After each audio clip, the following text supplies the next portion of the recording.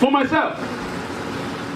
But the unfortunate thing is that when they invited Queen Vashti, she was busy with the women organizing her own thing. And she told the 7 eunuchs that was said to her, I'm not coming. And you see, that deflated the man's ego, his sense of fulfillment.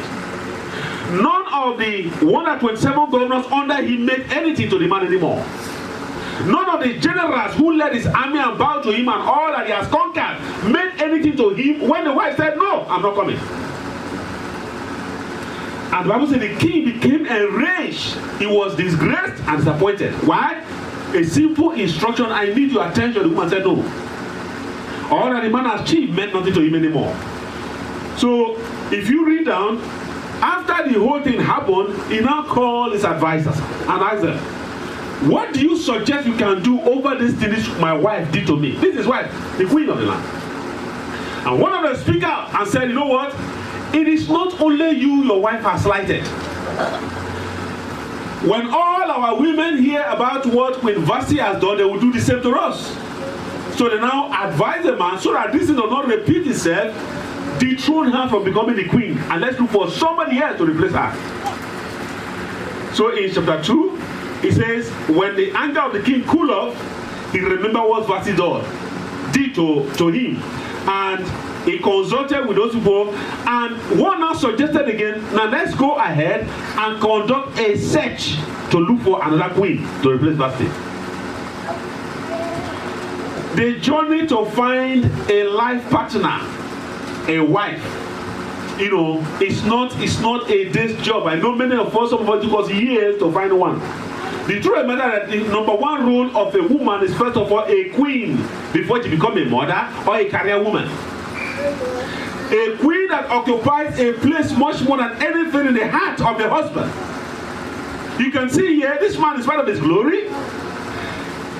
He still considered the woman's position more important than every other thing. And when the woman disobeyed the man, it messed up the woman's life.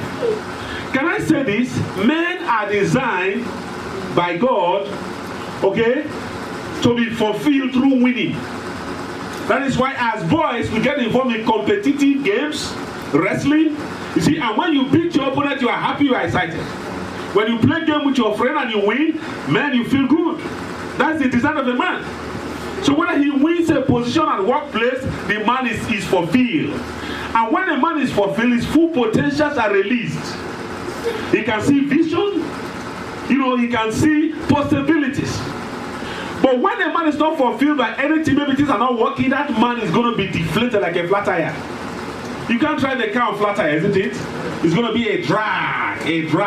So if you discover your husband, maybe things are not going well, he doesn't respond to you well, check. His sense of fulfillment is deflated. There is something he's looking for, he has not succeeded to get. And a wise woman will supply what the man needs to get into fulfillment for him to release his potentials. But that's what Vashti never knew here. So she took for granted that after all, my husband is having occasion with 127 governors all over there. They are drinking, marrying, enjoying a dance, all royal protocols. Why do you need me? I'm also enjoying with the women here. She didn't know that the position she occupied in the man's heart is more than the glory of what the man sees. And when she refused to come, that deflated the man's ego.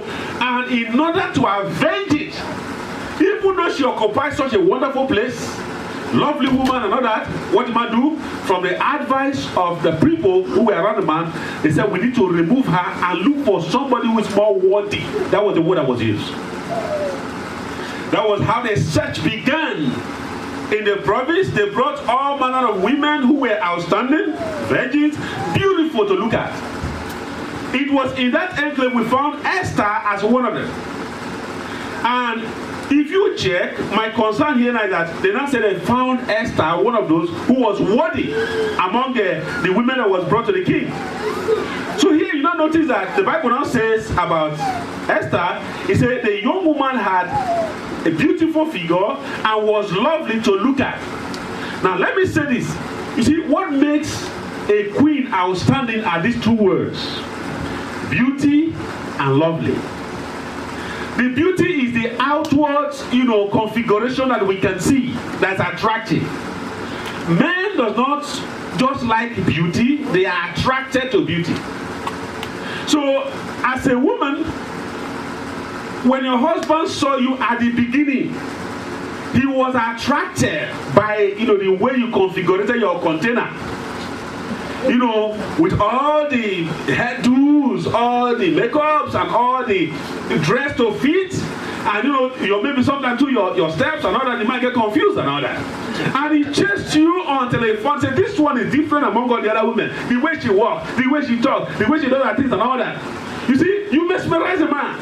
And he found you among all the other people. This is the queen I'm looking for. But what happens next after finding you? You remember when we had one meeting some time ago, a man who's been married for 3 times, he said he met a married cousin on the plane. He was asking the man, what happens to love after we are married?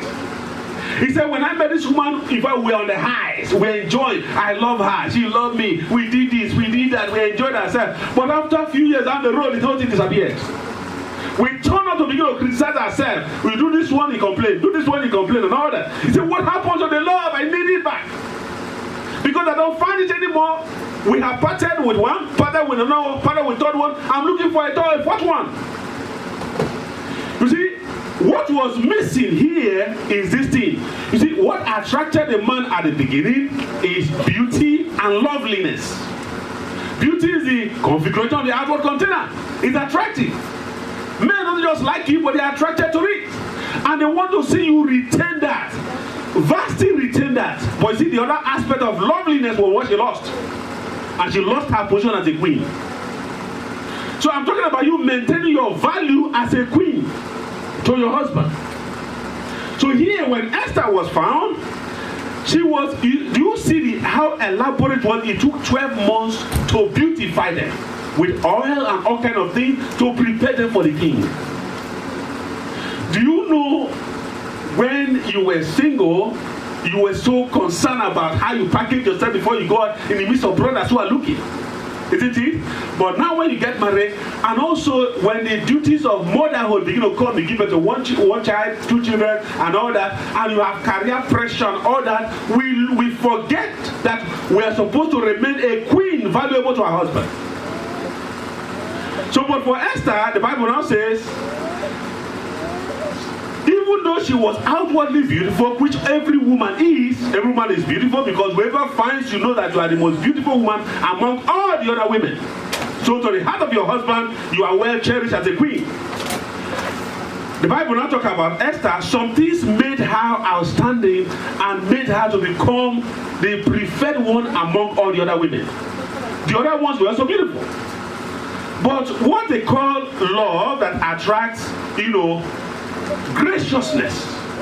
The Bible says here, and the young woman pleased him, and he won his favor, and he quickly provided. So we're talking about how Esther and the eunuch. And he quickly provided her with her cosmetics and a portion of food, and with 7 chosen young women from the king's palace, and advanced her and her young women to the best place in the harem. Now, verse 10, Esther had not made known her people or kindred, for Mordecai had commanded her not to make it known. And every day Mordecai walked in front of the court of the harem to learn how Esther was and what was happening to her. So the first thing I noticed from reading this passage that kept Esther to become somebody lovable and retain her attraction and value, to be able to replace Queen Vasti, and also maintain her position as a queen, to reign with this man all through his life, was this thing in verse 10. She was somebody who was willing to listen to instruction. She has lost her dad and mom, and now she was under the care of the uncle called Mordecai. And now they were in a foreign land, and Mordecai said to her, don't disclose your nationality to anybody here. So when they found her among the women, to be sorted for a queen, Esther retained that information in confidence without disclosing it. Do you know, even until Haman heard that plot, the king who married Esther never knew she was a Jew. So a woman who will retain her value as a queen will not be the one who is indiscreet with information. See, She's the one who can keep some level of confidence. In other words, when they give you an information, you can keep it. Not everything your husband tells you is heard in the street. You see, when your husband found that he cannot depend on you with valuable information, he probably will look for somebody to confide in. Retaining your value as a queen for your husband. So for Esther, this was number one, attraction. Beyond the physical beauty and attraction she has internal value, being able to maintain information that she was given. Then if you read that, you also notice that verse 12, now when the turn came, even while she was under the eunuchs who were taking care of them, for each young woman to go in to see the king, after being 12 months under regulations for the women, since this was the regular period for their beautifying, 6 months with oil of myrrh, and 6 months with spices and ointment for women. When the young woman went to see the king and all that, go to verse 15, he said, when they turned for Esther, the daughter of Abihail, the uncle of Mordecai, who had taken her as his own daughter to go to the king, she asked for nothing except what the head guy, the king's eunuch, who had charge over her, advised her. Someone say advice. There is nothing more. The problem we have right now is that we now live in a world that is not in order. King of those days were not presumptuous people. They had advisors who guided them on the right course of action before they take any action. The reason we have problem today is that most men are not well advised on how to lead or on what to do, so that when the woman sees that I cannot trust what you are bringing to me, she's going to find it difficult to take your advice. But for Esther, under the kind of tutelage she was and the headship she was under, she was somebody who was loyal to listen to advice. And I've discovered that people who are loyal to listen to advice and instruction, there's an aura that surrounds them. So all the other ladies, they have their own mindset. When it came to their turn, they have their mind made up. This is what I want. They have a choice to choose. Their jewelry, their makeup, the kind of dress they want to appear before the king. And they made their choice. When they did so, they appeared before the king, it was not impressive. But when Esther, who submitted to somebody who knows, advised her, this is what to do, and she took the advice. When she appeared, look at what happened. When it was time to go to the king, he said she asked for nothing except what Hegai, the king's eunuch, who had the charge of the women, advised. Now Esther was winning favor in the eyes of all who saw her. And when Esther was taken to the king Ahasuerus into his royal palace in the 10th month, which is the month of Tebet, in the 7th year of the reign, the king loved Esther more than all the women, and she won grace and favor. Someone say grace and favor. Grace and favor. That is the reward of those who listen. You see, we have problem in the homes because somebody's not listening. You know, we now live in a time where we have all kinds of modern ideology and philosophy of contention. Who is the head? And all that. But from the Bible perspective, you see, when you struggle with your husband, you lose your value. It's important we listen. And also, maybe if I was to address the men, I would talk to them on the men's day. Submitting to a head that is not correct is a problem. Amen? So, the head will have to be worthy and prove itself. Because kings of this day, they were well advised. In other words, they were not presumptuous who just jump on anything sporadic. So it is important that a head should be responsible and know that you have a queen to guide. You know, we say that the man is the head. Is not so? He's a prophet, he's a priest to the house. So when you are a prophet, you have to listen to God. What is God saying? You are not acting presumption. You are being guided by God's instruction, and by so doing, your wife can easily follow, tag along with you. But you see, when you're under the correct headship and you are getting the right instruction and you follow, the Bible says, how good and how pleasant is it for brethren to dwell together. You see that? That's where the blessing of God coming. But when a woman, she has the Spirit of God in her. When she is sensing what is coming from her headship is not correct, she's not going to follow. So what I'm saying to say this, even if what is coming from your head to you is not correct, it is not to oppose and to fight it, but to ask God for the wisdom to tag along and how to address it. A woman can agree with a man over a course of action and go and ask God, please, I'm not convinced in my spirit. This course my husband is taking is correct. Please help him. Instead of you fighting and criticizing, which will cause more problem and make you lose value. Why not go to your knee and pray for this man? Actually, women who pray for their husband, the men have chance of getting the right decision most of the time than the ones who don't pray. Who are willing to say, let's come to the round table and discuss. The man is under the headship of Christ. When if he deviates from there, he can't get the right inspiration, the right instruction for you and the home. So it is important that if a woman will retain her position as a queen, you see, motherhood is a role. Okay, just like career is an aspect of the woman's life. But the number one, when you raise children, after a while they will go. It will leave you and a man. But these two things that makes a queen relevant, beautiful and lovely. And when you package yourself lovely, you attract, favor and grace, which is what Esther got here. So I want to say this to say that God's people, mothers in the house, you see, we can help our head even though they are not getting it in the right direction. You see, if a man come with a suggestion, okay, you convince your spirit is not correct, why not say, let's pray over this matter until maybe God give us a direction in it. That's a good way to help the head to get the right direction.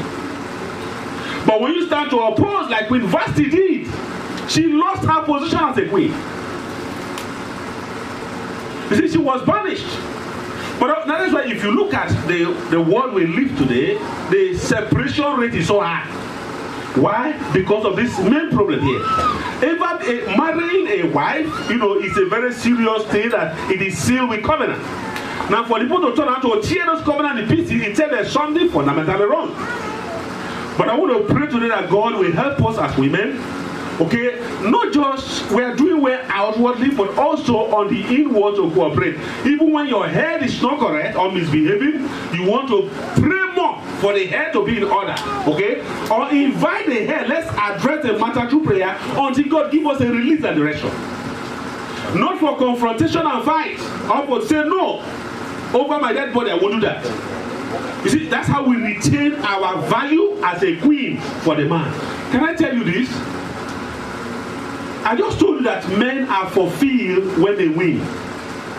Do you know sometimes if a man is making a mistake and you know that this decision the man is making is not correct, you are not the Holy Spirit. Sometimes God wants to teach your husband from his own errors. But when you are so honest, I know you want to do this, I won't agree to it. You may be correct, but he will end up not liking you for opposing him. Some things you will allow. Do you know we make mistake in this one? God sees us before we go to the mistake. So he doesn't interfere. He lets you make the mistake and learn from it.